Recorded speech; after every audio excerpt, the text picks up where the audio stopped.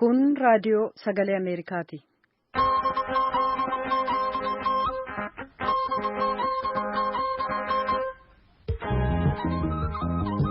Raadiyoon sagalee Ameerikaa wixataa qabee hanga jimaataatti galgala keessaa sa'a 2:00 jalqabee hanga sa'a 3:00 meetir baandii 1925 irratti Waashingtan DC irraa kan dabarsu sagantaa afaan Oromoo amma jalqaba.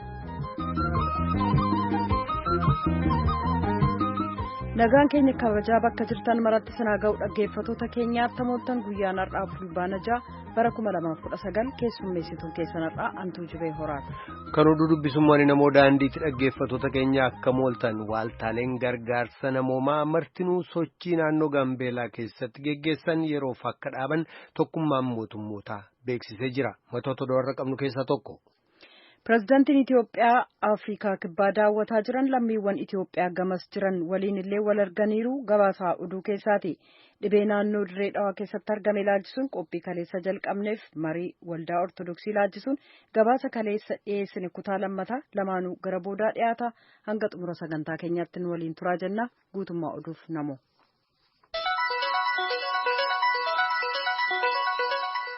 Waaltaaleen gargaarsa namoomaa martinuu sochii naannoo Gaambeelaa keessatti geggeessan yeroof addaan kutuu isaanii Itiyoophiyaatti qindeessaan gargaarsa namoomaa ka tokkummaa mootummootaa beeksisanii jiru. Murtii kanarra kan ga'ame kaleessa naannoo Gaambeelaa keessatti haleellaa geggeessameen hojjetoonni gargaarsa namoomaa ajjeefamuu isaaniif ta'u Itiyoophiyaatti eeggataa qindeessaa gargaarsa namoomaa ka tokkummaa mootummootaa ka ta'an Steven Weer Omaanoo VOA'dhaaf ibsanii jiru. Gabaasaa Iskindir Fireew jaalanneetu dhiyeessa. Konkolaataa gargaarsa dhala namaa deddeebisan irratti haleellaa dhaqqabetu tarkaanfii kana fudhachiise.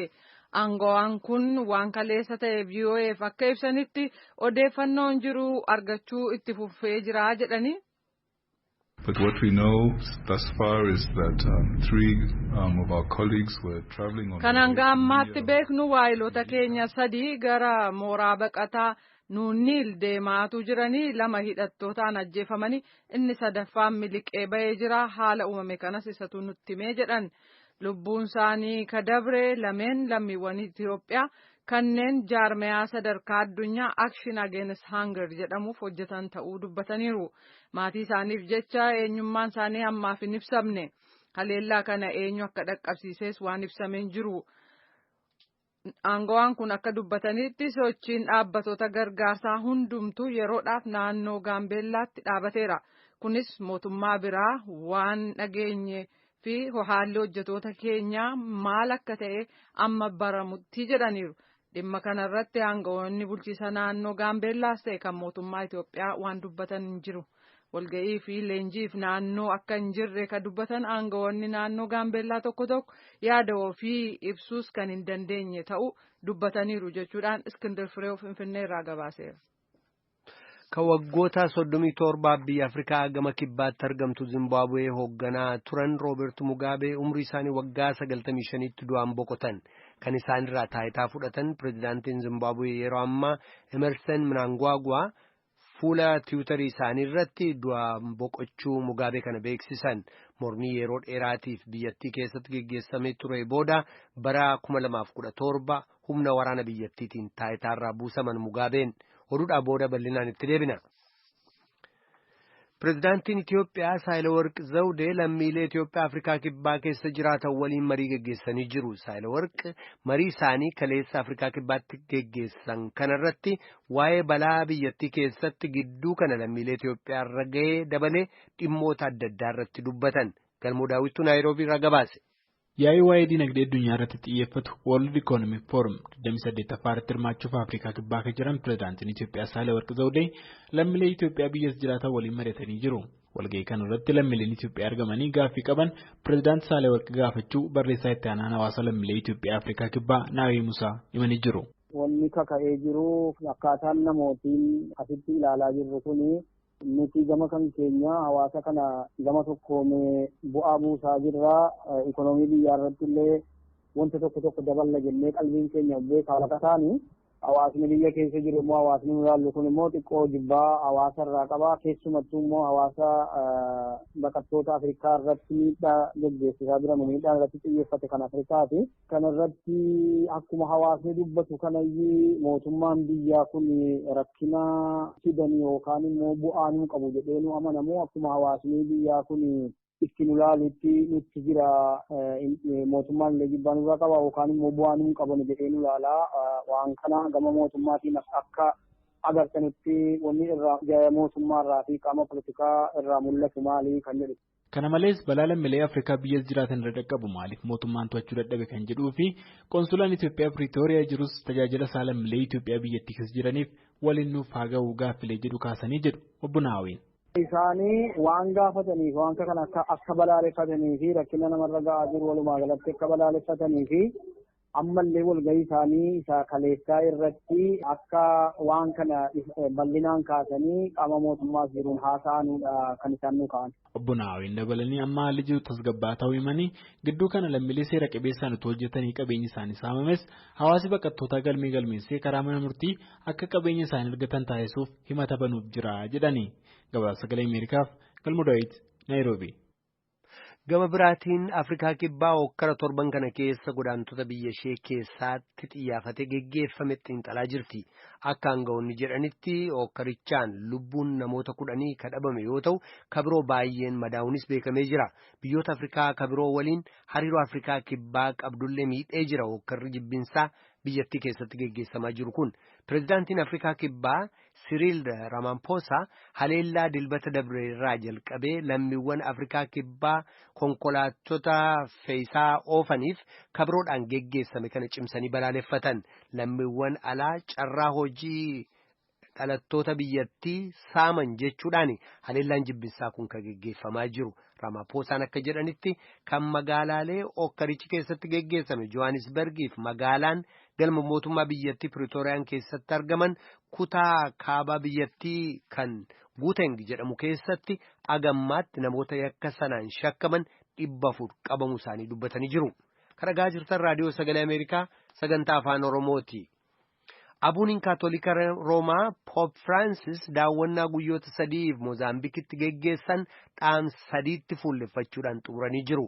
Uummanni guutummaa ardii Afrikaa irraa deeme 500,000tti tilmaamamu kaleessa istaadiyeemii magaalaa Maputo keessa ala ta'etti ennaa walgayetti abdii nagaa fi araaratti fuulleffachuudhaan haasawa dhageessanii daawwannaa isaanii eebbaan xumuran. Pope Francis dhimma wal mormii amantiif siyaasaatiin waldanqaa fi rakkoo hedduu keessa ka jirtu Moozaambiik keessatti daawwannaan guyyaa 3 Pope Francisiif yeroo gabaabaa ture. Daawwannaan isaanii ittaanuuf gara Madaagaskaritti deemuun isaaniis beekamee jira. Gurmuun humna waraanaaf hoogganoonni siivilii Sudaan eegaa waliigaltee araara mallatteessanii as torbanneen as dhiyoo keessa roobni cimaan biyyattii keessatti bu'aa jiru akka galaanni Naayil guutee lola'u taasisee manneen kumaan lakkaa'aman mancaasee jira jedhamee jira. Hoogganoonni siyaasaa Kaartuum keessatti waa'ee mootummaa haaraa gadhaabuu irratti yeroo mariitti fufanii jiranitti manneen kuma hedduun immoo bishaaniin liqimsaman jedhamee jira. Yoom akka gargaarsi dhaqqabuuf waan beekamen jiru oduun ammaaf qabnu kanuma.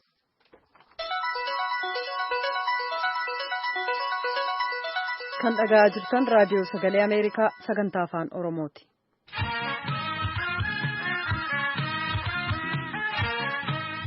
Bara 1980 erga bittaan warreen adii kufee booda waggoota 37f Zimbaabuwee bulchaa akka turan Roobert Mugaabeen umrii isaanii waggaa 95tti du'aan boqotan.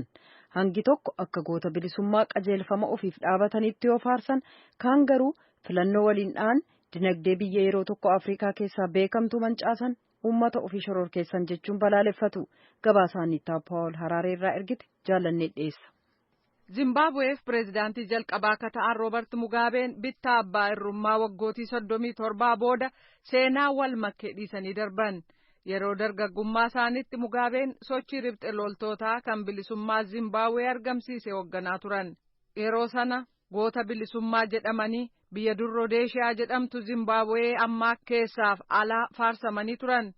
Roodeeshiyaa yookaan Zimbaabuween yeroo sana koloneeffannaa biyya Biriteen jala turte. Mugaabeen duraan jechuun bara xumura koloneeffannaa sana duula waraanaa siviilotaa ta'etti lammiiwwan biyyattii araara akka buusaniif gaafataniiru. Gara jalqabaa caasaa barnootaaf kafayyaa babal'isuudhaan Afrikaa keessatti biyya sadarkaa guddaarra geesse kan godhe Mugaabee ture. Garuu barri darbaa yeroo adeemu Mugaabeen kanneen yaada addaa qabaniif obsa dhabaa adeemanii dhiittaa mirga namoomaa cunqursaa fi filannoo irratti shira hojjetan jedhamuudhaan himannaan irratti dhiyaachuun dabalaa dhufe. Lafti qonnaa jarreen adii harka ture. Gurraachota muuxannoo hin qabnee fi qonnaa jabeessuuf kanneen maallaqa hin qabneef ega kennamee booda oomishni biyyattii kufe. San booda biyyoonni gama dhiyaa Mugaabee fi michoota isaanii irratti uggura kaa'an. Kunis bara 2000 keessa ture. Lammiiwwan Zimbabwee hedduu fi maallaqa hojii fi mi'a gatii madaalawaa baasisan argachuun waan hin danda'amne ta'e. Kanaaf hedduun Mugaabee balaaleffatan. Bara darbe jechuun 2018 Mugaabeen baroota dheeraaf aangoorra turuu isaanii sirrii akka ta'e VOA'f ibsanii turan. I have during that time, during all this time, yeroo sanas ta'ee yeroo aangoorra ture hundaa gara biyya heeraa fi seera qabdu, gara biyya bilisummaan uummata ishee eegamu akkasumas haalatti uummanni keenya walaba ta'e keessa jiraatu argamsiisuuf boo'aan ture jedhan. Umriin isaa 28 kan ta'e jiraataan magaalaa Haraaree akka jedhutti waa'ee Mugaabee kana yaadinni qabu wal makaadha. Robert Mugaabeen jalqaba sirrii turan garuu isaan booda iddoo tokkotti dogoggora hojjechuu jalqaban jedhe. Mugaabeen umrii isaanii gara 90mootaa yennaa seenu dhukkubsataa ta'aa dhufanii haati warraa isaanii kan hagas uummata biratti beekamtuun ta'in aangoo harkatti galfachuudhaaf qophoofte. Waraanni biyyattii sana diduudhaan dhaabbatoota mootummaa to'atanii Mugaabeen aangoo pireezidaantummaarraa akka bu'aniif baatii sadaasa bara 2017 dirqisiisan. San booda yeroo dheeraaf itti aanaa Mugaabee ta'uun kan hojjetaa turan Emerson aangoo qabataniiru. Isaanis Mugaabee irratti himannaa dhiyeessuu didan. Inni abbaa Zimbabwee bu'uursedha. Zimbabwee ishee walaba abbaa bu'uurse Mugaabeen jedhan. Mugaabeen bakka awwaalcha goototaa kan Haraaree keessatti awwaalamuuf jiru. Iddoo boqonnaa ishee dhumaa biyya dur bara dheeraaf hooggananis uummata sana arguu hin dandeenye. Eenisiin kan Afrikaa kibbaa jechuudha. Ibsa baaseen du'a Mugaabee gaddatti dhaga'ame ibsee jira.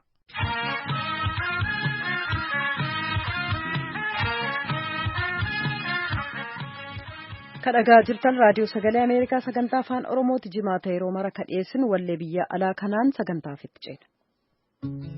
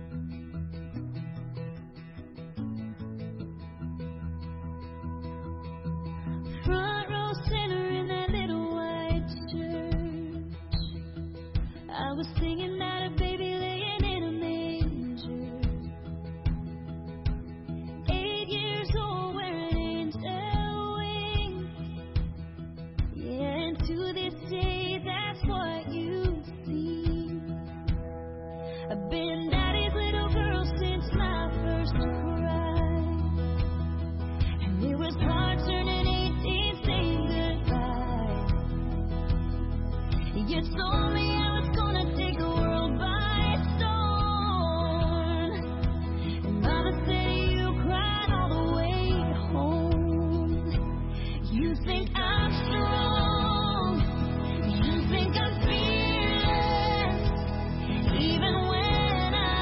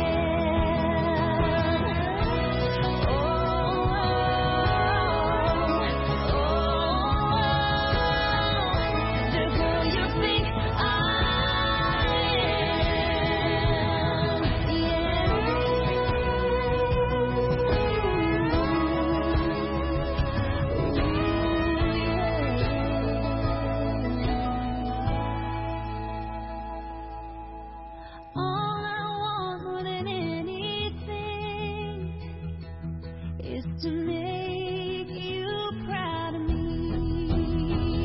'Cause you think I'm strong and you think I'm fearless, even when I'm in my weakest. Carrie Underwood walleesseef hedduu galateeffan.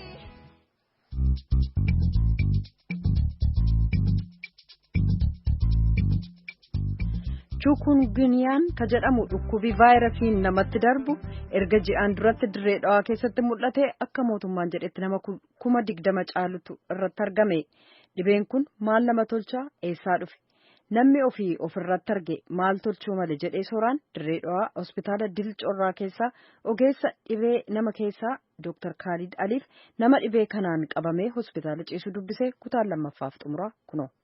Dr. Guddoo si galateeffadha. Agat argitetti namni tanaan lubbuudhaaf waan jira. Hangadan maanarummaan tana argetti nama kumaanaan lubbuudha jedhan.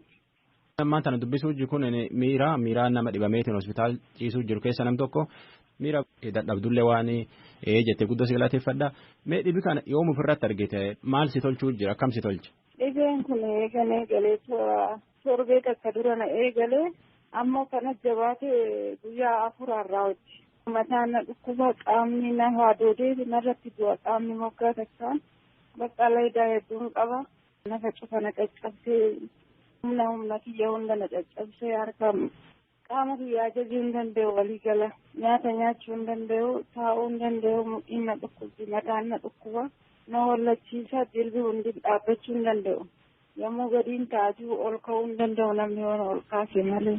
Bakka nafa hundaan na qurxumaatiin na dhukkuba akka na qorattamee hunda qaamni kiyya nagaan qabu. Manum kan kee moo gar deemtee moo dirumdaawaa keessatti ofirratti argite? Gar tokko hin deemne mala takkallee biyyuma kiyya ganduma manuma kiyya keessatti na eegale. Si malee maatii faa keessa namni waan akkana ofirratti argi jira?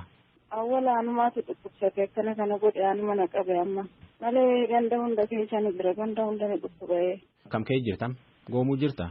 Ammallee kana dhaabbachuu hin danda'u, gattaa'ee ol ka'uu hin danda'u, humnatti nama dhukkuba ammallee xiqqoo wayyuma eegaan doktara bira dhufe malee. Ayyee miira guddoo si galateeffadha. Waaqii qabbanaan si qabee si fayyisinna.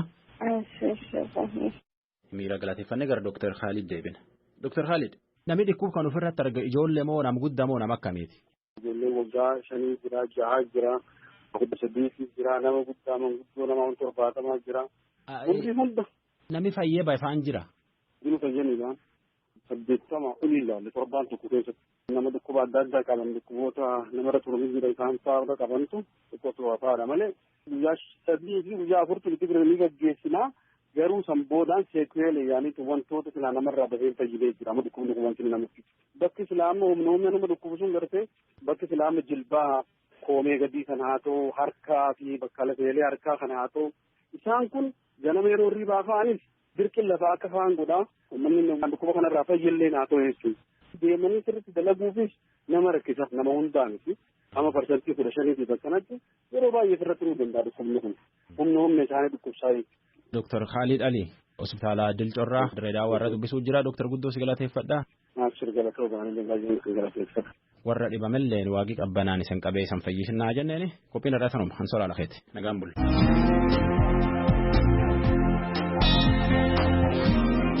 Kan dhaggeeffataa jirtan raadiyoo sagalee Ameerikaa sagantaa afaan Oromooti.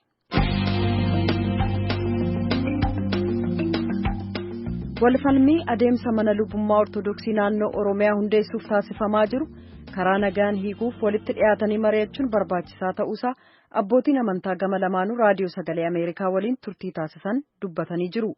Muktaar Jamaal abbootii amantaa mana amantaa Bataskaana Ortodoksii Tawaahidoo Itoophiyaaf koree sochii hundeeffama mana lubummaa Ortodoksii naannoo Oromiyaa walitti fidee marii taasise kaleessa kutaa duraa dhiyeessuun keenya ni yaadatama. Marii kaleessaa irratti kan Bataskaana Ortodoksii Tawaahidoo Itoophiyaa bakka bu'uun maricha irratti hirmaatan Malaaka Hiwoot Qomoos Saba Waldee Yesuus Seefuu Galataa gaaffii gama Oromiyaatii dhiyaate 180 ni fudhanna. Waa'ee wangeela afaan Oromoon lallabamuuf tajaajilli afaanichaan geggeessamuu ni deeggarra garuu manni lubummaa Ortodoksii Oromiyaa addatti dhaabachuun waldaa Ortodoksii keenya addaan facaasuutti nu geessa. Sanan fudhannu jedhanii turan. Har'a kanarraa ka'uudhaan bakka bu'aa koree gama Oromiyaa Malaaka Gannat Qomoos Abbaa Gabra Maariyaam Naggasaa gaafate Muktaar.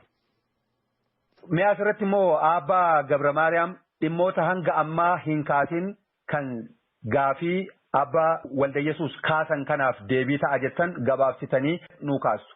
Ani wanta nu gaddamaa inni namoota baay'eef hin galle gaaffiin keenya kun jechuudha. Abbaa irraa kan dubbii isaanii marratti hubachaa jiru. Abbaa Waldayesuus iyyuu gaaffiin kun hin galin jira jechuudha. Amma isaan jechaa jiru Itoophiyaa kee afaan 85 oltu jira. Borra afaan 85 ol kanatu afaan konan tajaajilama jira. Eeyutu isaan geggeessaa, eeyutu isaan bushaa jechaa jiru. Namni isaan bushu qulqulluu sinis Itoophiyaa kan isaan bushu. Afaan 85 kun gaaffii gaafatanii qulqulluu sinis irraa deebii argachuu qabu. Afaan keenyaan tajaajilamna. Caasaan mataa keenya nuuf haa diriiru. Abbummaadhaan garuu qulqulluu sinodosiin Itoophiyaa nu haa bushuu jedhanii gaaffii gaafannaan deebiin kun deebi'uu fixira jiraata jechuudha. Malee sinodosii huumaan jirruun amma abbaan kan kaasan kan Oromiyaa duwwaa mormaa jiru min. Sablammiin Itoophiyaa ke jiru iyyuu borgaatti kana gaafachuun qabu kan jiru mormaa jiru jechuudha. Kanaaf akka abbaa amantaa tokkootti abbaan gara sabaa ta'anii ergamma abbaaf anaaf kenname uummata afaan isaan barsiisudha. Uummata gaabbii gashuudha. Foon isaan digataa kennuufidha kanumti ergamni keenya malee afaan tokko duwwaan dhaqaa tajaajilaa kan jiru barumsa Kiristoos kan jiru. Kanaaf afaan 85 gaaffii gaafatanii caasaa diriirfatanii amantaa isaanii eeggachuun afaan isaanii barachuun. Sinodosiin immoo tokkuma Itoophiyaa keessatti jechuudha. Gaaffiin kun xaaqilaayee beekta kinatiizmin inni lammataa. Sinodosiin akkuma ta'ee xaaqilaayee beekta kinatiizmin kan gaafachaa jirru ma'uun. Mana lubummaa naannaa Oromiyaati. Afaan konan tajaajilama. Caasaan naafa diriiru jedhee yoo Oromoon gaafate Oromootu diigama moo Amaaraa moo Tigiree moo Guraagee moo sabaaf sablammitu diigama. Yoo Oromoon afaan isaan tajaajilame yoo Oromoof caasaan diriire maaliif diigamanni? Oromiyaa keessaa bu'aa addaa nama argachaa jirutu jira. Oromiyaan afaan isaan tajaajilamee jennaan afaan isaan riisorsaa eeggate afaan isaan ijoollee barsiifatee bu'aa addaa nama argachaa jirutu diigama malee bataskaanni keenya hin diigamtu, Ortodoks tawaayidoon hin diigamtu, sinodosiin hin jijjiiramu. Kanaaf gaaffii abbaa biyyuu hin galin jira kan hin jedhu qaba. Hin galleeti isaanii biyyuu. Immoo rakkoo maalitu jira kan jedhu kaasaniiru rakkoon jiru lakkaa'amee haasaameen dhumu. Mee amma immoo gama goolabaatitti dhufna. Keessattiyyuu gama keessan lameeninuu amantoonni jiru. Amantoonni immoo isin dhaga'aa jiru ammallee. Gara fala tokkootitti dhufee rakkoon kun akka furatullee fedha hawaasni bal'aan. Maaltu fala jettu? Jalqaba carraa kana Malakeyoos Qomoos Abbaa Waldayesuusiif haa kennu. Amantaan Ortodoksii hundumtuu warri gaasii kana dhaggeeffatan hundi keessanuu ummanni isaa afaan ofiitiin akka baratu, afaan ofiitiin akka barsiisu, afaan ofiitiin akka qindaasee kennatu, afaan ofiitiin bulchiisa adda addaa akka argatu Qidduus Sinoodosiin hojjechaa jira. Boris ni hojjeta. Warri gaasii qabtan hundi keessanuu Abbaan Gadaas, Qeerroonis hundumtuu bakka jirtanitti warri amantaan kana na fakkaataa amantaan kun amantaa kee jettan hundi keessanuu dhuftanii qaamaan waa'ee kana hin barbaanna. Warri amma kanaan dura jedhame kun reediyoodhaan waan baay'ee dhageenyeera. Gaazexaadhaanis waan baay'ee dhageenyeera. Amantaan Ortodoksii amantaa nafxanyaati jedhameera. Amantaa nafxanyaati miti amantaan Ortodoksii. Hundumaafuu qixxaan kennu amantaan Ortodoksii. Ortodoksii ta'uudhaaf wanni barbaachisu tokko hin jiru. Qoonqaa miti hin barbaachisu. Yookiin eenyummaa miti hin barbaachisu. Nama ta'uu bichaa duwwaan hin ga'a. Hin tolaanan jedhu maali? Boru hundi keenya bakka tokko dhufnee wal mari'annee wanni hir'ate waliin gaafannee guunnee akka Oromiyaatti hagara sirkatiin waradaan xaqilaa beeta kinatiin hin ga'a. Isarratti hojjenne qoonqaan akka darbifamu hogoone uummata warra amma abba afaan kaasan kana hundumaa waan isaan kaasan kana hundumaa yeroo tokkoon deebi'uu hin danda'amu. Suuta deebisnee wanni yeroo tokko deebi'us dafnee deebisnee akka uummata keenyas hin dhabne akka ijoollee keenyas nurraa fagaanne hoo uummata qabaanne bataskaanni kun hin jiraatu uummanni hoo hin jiraanne bataskaanni kun hin jiraatu. ስለዚህ bataskaanni kun hin jiraatu uummata waliin innaa uummata tajaajila kennuudhaaf immoo nu bakka tokko teenyee wal mari'annee wanni argine isin hin argitanii wanni isin argitan immoo nu hin argina hundi keenya bakka tokko teenyee wal mari'annee saba Oromootiif lafa Oromootiif wanna ta'u waliin murteessuu nurra jira. Bataskaanni immoo bataskaana dichaadhaafi miti nageenyi ishiin barsiisaa jirtu. Biyyattii tanis tokko ta'ee uummanni wal kabajee, wal ulfeessee, wal jaalatee tokkoof waan gaarii yaadee akka darbu barbaadde Ortodoksii. Ammas kan akka goonu hundi keessan koottaa wal mari'annaa bakka tokko teenyee wal gaafannaa, wal amansiisnaa, waliin hojjennaa, waliin tajaajila ijoollee Oromiyaati kennina. Ammas durattis isinin jaaladhaa isinin kabajan jedhaan. Mee immoo carraadhumaa keessattuyyuu kallattii falaa hordoftoonni amantichaa gama lameeniinuu yaadni isaanii gidduutti burjaaja'aatiin hin jiranis akka boqannaa argatan maaltu fala waan jettanii Malaaka Gannet Qomoos Abbaa Gabra Maariyaamiif immoo carraadhumaa keessattiyyuu kallattii falaa irratti osoo nu xiyyeeffattanii. Baay'ee bidda abbaan kaasaniiru waan saba keenyaaf wanta dhaamuu barbaadu sabi keenya saba guddaadha. Biyya alaas kan jirtan biyya keessas kan jirtan saba koo isinan jaalladhaa isinan kabajaa isintu nu guddisee gaaffii kana kan gaafattan isinidha. Gaaffiin kun kan Qasiis Balaa Mokonnin kan Malaaka Gannet Abbaa Gabra Maariyaam Nagaasaanin kan namoota biraanin gaaffiin kun gaaffii keessanidha. Gaaffii keessan immoo qulqulluu sinodosii isiniif dhiyeessineerra. Ammas mana qulqulluu sinodosii kanarraa gaaffii kana eeggachaa jirra. Namoonni baay'een abboonni amantaa, harmoonni, qeerroon, qarreen, shamarran hundumti keessan gaaffii kana eeggachaa jirtu. Gaaffiin kun nuu deebi'a jettanii mana kana kabajanii eeggachaa jirtu waan ta'aniif gaaffiin kun isinii deebi'a. Manni qulqulluu sinodosii kun gaaffii saba kanaa nuu deebisa. Kanaaf abdiidhaan eeggadhaa. Hiriira nagaa baanee gaafannaa mirga keenya wantoonni garaagaraa nu bira ga'aa jiru. Kanaaf hiriira nagaa hin barbaachisu. Gaaffii dhugaa gaafanneerra gaaffiin keenya immoo mana dhugaa kana gaafanneerra nu eeggadhaa. Mala kanarraa deebii eeggachaa jiru qulqulluu sinodosiirra. Qulqulluu sinodosiin gaaffii kana hin deebisu taanaan walumaan mari'annee saba guddaa kana teenya mari'annee fala kaa'achuu dandeenya waan taaneef isin sagalee keenya nu dhaggeeffadhaa. Bakka nu buufattaniittu akka abbaa amantummaattis akka lammummaattis kan immoo deebii nurraa eeggadhaa. Isin immoo bakka jirtan hundumaatti abboonni gadaanii jirtan abboonni bakka jirtan harmoonni hundumti keessan kadhannaan nu gargaara. Kadhannaadhaan nu duukaa bu'a. Inni guddaan kadhannaadha malee hiriira nagaa ba'uu miti. Akka abbaa amantaa Waaqayyo biyya keenya biyya nagaa nuufaa godhu gaaffiin keenya nuu deebi'a kan jiru abdii qabna. Obsaan nu eeggadhaa. Malaakayoot Qomoos Abbaa Walda Yesuus Seifuu Galataa. Mana amantaa Ortodoksii Tawaahidootti itti aanaa hojii geggeessaa kan Finfinneetii fi akkasumatti immoo hoogganaa dhimma koominikeeshinii Malaaka Gannet Qomoos Abbaa Gabra Maariyaam Nagaasaa koree mana amantaa Ortodoksii Tawaahidoo Itoophiyaa jalatti mana lubummaa Oromiyaa dhaabuudhaaf socho'aatiin jiru itti aanaa walitti qabaati. Isin lameenuu marii bal'aa marii gama fuulduraatti hegereedhaaf illee hawaasa abdachiisee fala fiduudhaa danda'uu waliin taasisuu keessaniif maqaa dhaggeeffattoota raadiyoo sagalee Ameerikaatiin baay'een isin galateeffadhaa ulfaadhaa galatoomaa fayyaataa isiniin jedha. Galatoomaa jiraatu.